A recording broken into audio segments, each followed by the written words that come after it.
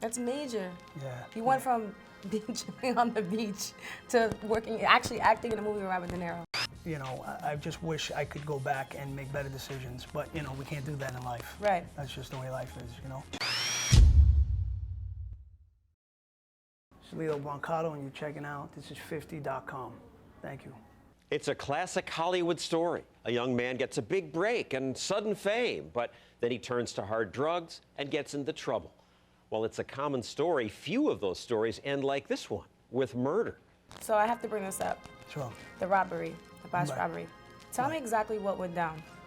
Because, you know, I don't want to, you read all this stuff in the newspapers, but you got to take it with a grain of salt. You know, before I say anything about that, what I do want to say is that, you know, I take full responsibility for how my actions and my drug addiction contributed to the death of that heroic police officer. And that's something that I got to live with, and there's not a day that goes by that I don't think of December 10th, 2005, and how I wish I could change its outcome. But like I said, in life, we can't go back and change what happened in the past, but we can change today and what's going to happen in the future. And with that being said, you know, I was not armed that night, nor have I ever been armed. And I had no idea that anyone else that I was with was armed. You know, I was on drugs. You know, at this point in time, I was a full-blown heroin addict and crack addict. I was just trying to, you know, fulfill my desire, you know, to get high. I didn't want to hurt anyone that night. The only person I wanted to hurt was myself, and continuing to use. So we stumbled upon this situation where, you know, glass was broken to try to enter the residence. You know, the off-duty police officer next door heard some noise, came outside, confronted us. He basically said, you know, don't move. I was startled. I did move, and I was shot. Westchester and Arno got a pickup of shots fired. Wounded in the chest, Lillo staggered down the driveway and into the street near his car, where he was met by police on the scene.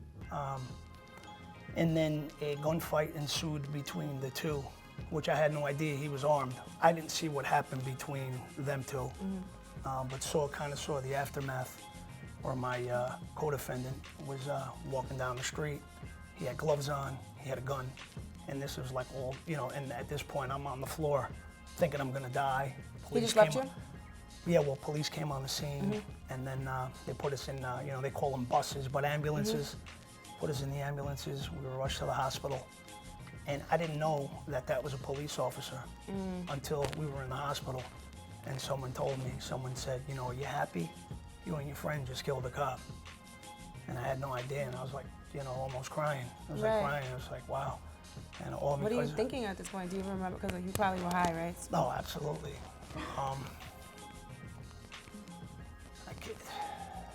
What I felt at that moment when I found that out was just like, I felt like mixed emotions, like 30 different things at once. But it was, you know, it's like, wow, you know, this is how serious drug addiction, you know, is. That was like probably your bottom, the lowest point, right? Because they say you have to hit your low point before you get better. You start to see, like. Believe it or not, that's, as far as me hitting my bottom, it probably wasn't then, and it should have been then, but that's how powerful addiction is. Right. You would think after something like that happens, something so traumatic, that someone would say, whoa, you know what, I gotta, but I just didn't have it. I just didn't have what it took at that time to get myself straight. So I continued to use, even while I was incarcerated. You know, I continued to use.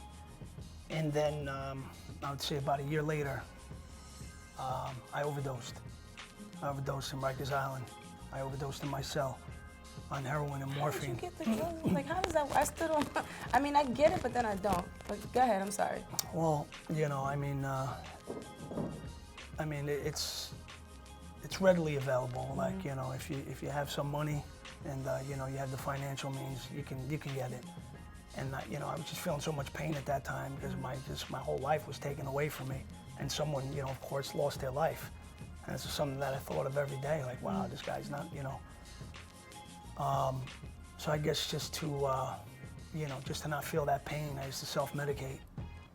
I overdosed in my cell on November 12th, 2006. And you would think that was my bottom. I still continue to use. This drug had you for a second. Yeah, still continue to use. At this point, you know, they gave me, my urine came up dirty. You know, I was positive. And then I was sentenced to 80 days in the box, punitive segregation. Still continue to use. So what's the box? Explain that to me. Are you by yourself? Isolation, like solitary. You sit in a room with a toilet bowl and running water with a bed. Oh my gosh. And a book, you know. And how did you stay sane? You know, I guess God put that in front of me because, you know, He does everything for a reason. And that was, you know, like everything else, like I said, is for a reason. And that was the time that God set aside for me to really do a lot of thinking. And what I, you know, like, it's not enough. So did you have to get clean in there? Like, were you going through Yeah, I was going there? withdrawals. But when I got in there, something just clicked. Something just clicked. I had some relatives come see me on a visit, and they were really disappointed in me. Said, you got all these people standing behind you, and, you know, everyone wants to see you, wants to see you beat this and succeed and come out a better person. And, you know, you're still doing this in here. Yeah. You know, you're not going to have these people, you know, around you anymore and by your side. And for some reason, that one visit, something just clicked. And I just made that decision that I'm never going to get high again. And November 18th, you know, a couple days ago, I celebrated 8 years. Oh, congratulations. 8 years. Thank you. Congratulations, that's major. Appreciate that. That's major, that's dope. Thank Wow, you. that was a lot. Whew. That was gonna be my question, like, to spend that long in solitary confinement. So after you decided to come clean, you went through the withdrawals by yourself. How was it moving forward to continue that road? Because I know a lot of people are still struggling with addiction now. What kind of tools did you use that helped you maintain your sobriety? Well, probably the most important thing I learned while incarcerated is that tough times don't last. Either your ability to deal with those tough times, your ability gets better, or the tough time itself, you know, finds its way to make itself better. So what I saw is to just be patient, because patience is a virtue, and that's a Nothing lasts forever. Yeah. And only in there would I have seen that, because you're just sitting around and just, I mean, you could see paint dry, you know what I mean? You're just sitting around, and you just see how things get better, or just you feel better. You can't change the way things are, right, but you can change the way you think about them and the way you perceive them. And, you know, I learned that while I was incarcerated, and I use that to this day.